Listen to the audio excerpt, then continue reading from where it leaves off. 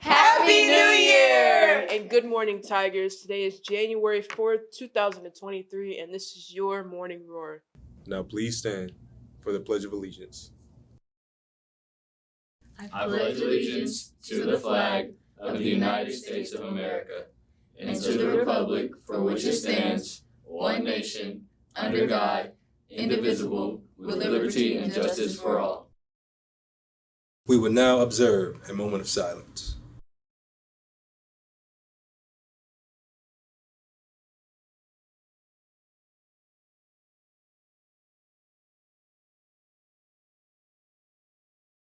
Good morning, Tigers, and welcome back to the 2023 school year, or the 2023 semester.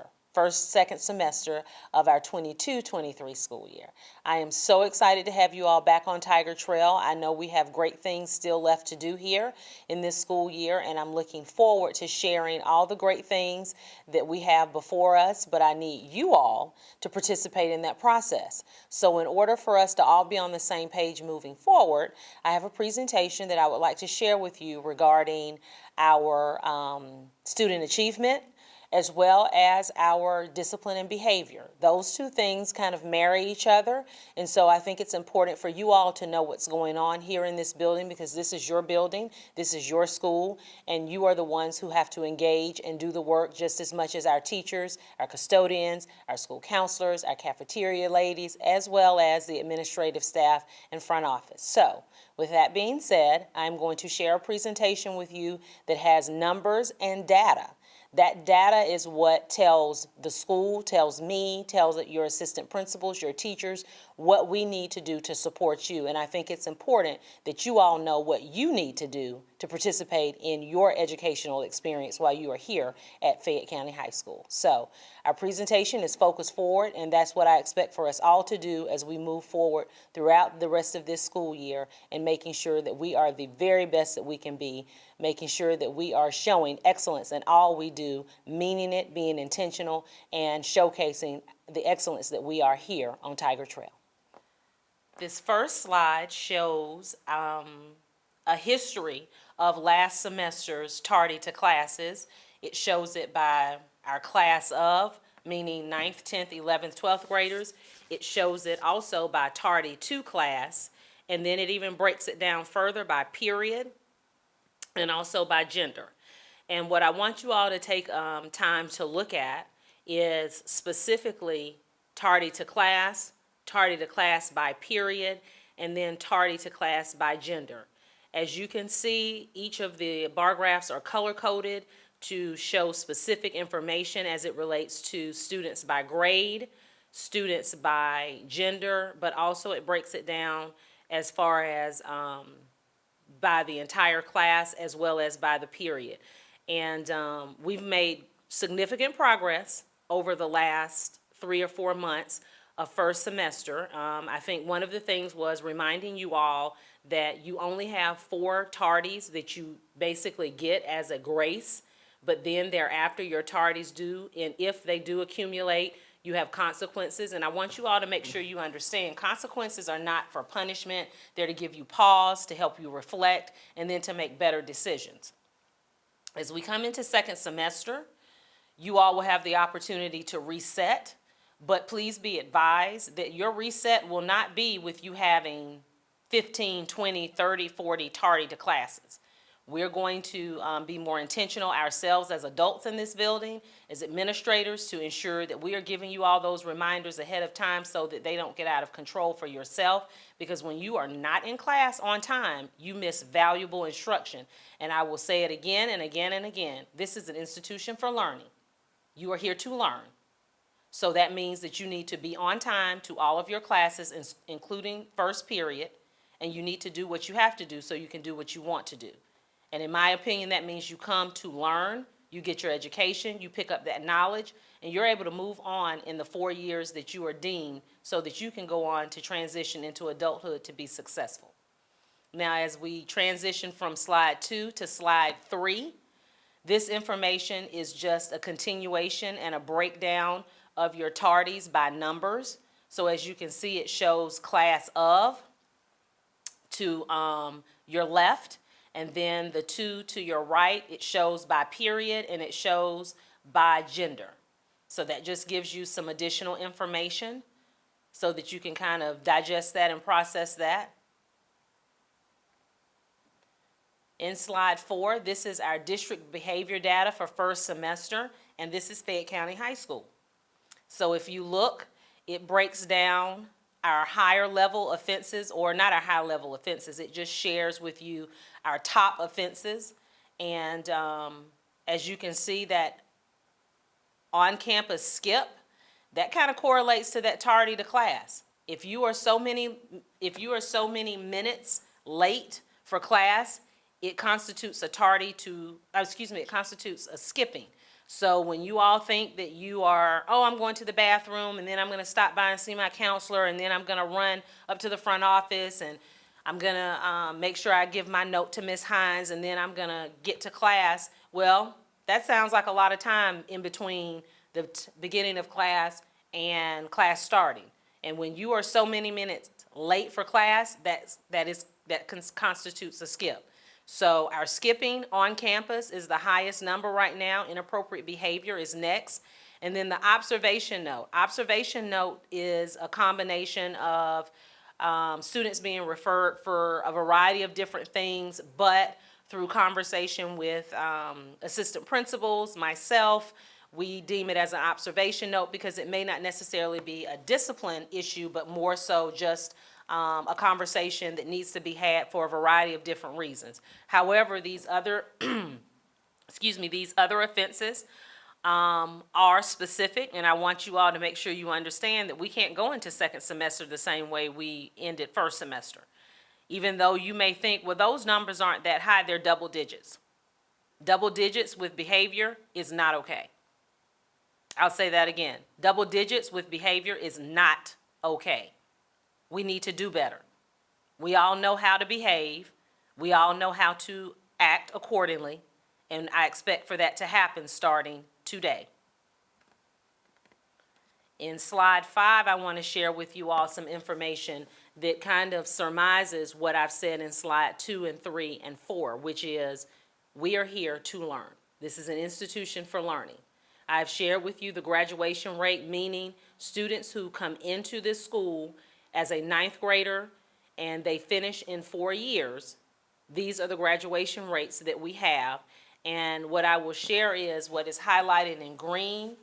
You see students who complete a 4-year cohort at Fayette County High School, meaning they start 9th grade and they end within their 4 years. Our actual graduation rate for the class of 2021 was 90%. However, as it shows from the Department of Education, Georgia Department of Education, and it trickles down to the district office and then to our school, most people see 84.9%. Well, 84.9% is a combination of students who graduate in 4 years, as well as those students who it may take them just a little bit longer to graduate.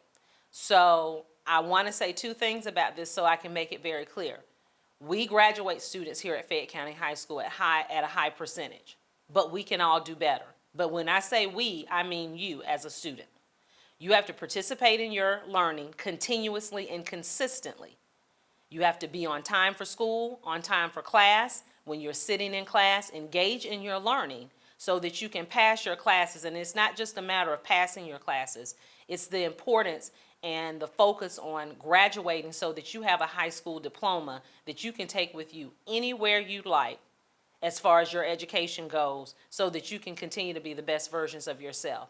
I've said it to you before, it is in our media center, knowledge is power. You all have to pick up these resources and tools that your teachers are imparting upon you every day and apply them. We can give you all the information, but if you do not apply them, then we can't do more than that. So we need you all to participate in your learning. So again, as you can see, the breakdown from 2018, 19, 2020 through 21, and then in recent, our 2022 graduation rate. Hopefully that graduation rate this upcoming class of 2023 will be higher and will be more like that on-time graduation rate of 90.5%. Our CCRPI, so this is our College Career Readiness Performance Index. This is like a report card. It is a combination of student readiness, student achievement, meaning graduation rate, student attendance, student behavior, student literacy. So you hear us often talking about literacy, and you hear us talking about student achievement, graduation rate. There are a combination of things that goes into this CCRPI, or our College Career Readiness Performance Index. But in layman's terms, or as simple as I can make it, it's our school's report card. And this is something that is documented, and it is something that the Department of Education, the Georgia Department of Education, uses to determine our success. So as you can see, in 2019, it was 76%.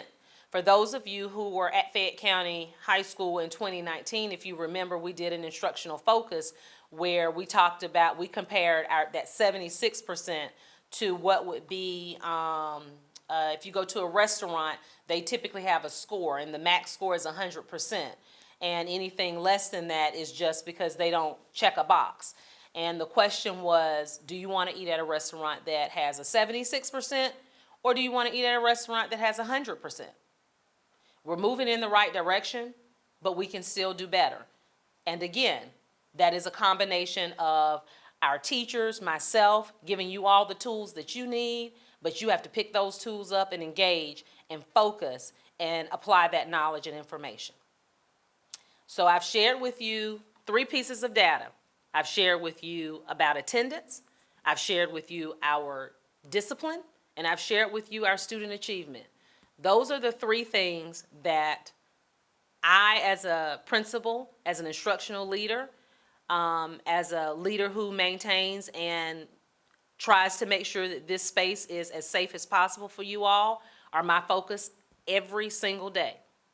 I share this often and consistently with the faculty and staff, and I think that it's also important that I share it with you all, so you will see this not only today, this morning, but I've shared it through our Tiger Talk message. So if you did not read your Tiger Talk message on January 1st, and you know your parents didn't, ask them to go back to their emails and look at it. Because these are not only conversations that we should have in school, but you should be having these conversations with your parents on how you can contribute to the excellence that we are here on Tiger Trail.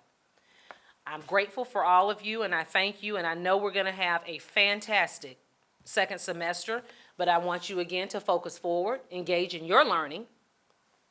That means paying attention in class, asking questions, stay for tutoring, do your homework. Behave for yourself and your peers. Again, be the best versions of yourself, be respectful, be on time for school and class, and be resilient. Trust the processes that we have in place here on Tiger Trail for you all. You all here to learn and develop skills that will carry you to greater heights. I love all of you. I want to support all of you, but I challenge you to do better in second semester. And I will leave you with this, a principal's prayer.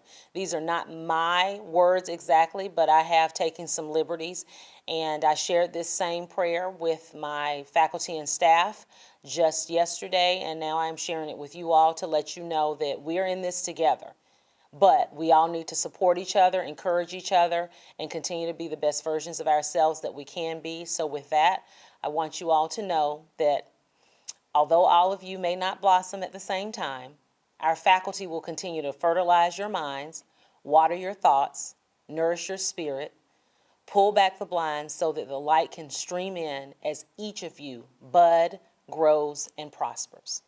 100 years from now, it won't matter what type of house you lived in, what color your skin was, what type of clothes you wore, but what will matter is the steadfast dedication, commitment, genuine love, care for those that we supported and served as you supported and served as well. Let's continue to be purposeful with positive intentions in our daily lives and live by our school motto of excellence in all we do with Tiger Pride. Thank you, and let's have a phenomenal second semester. Have a great day.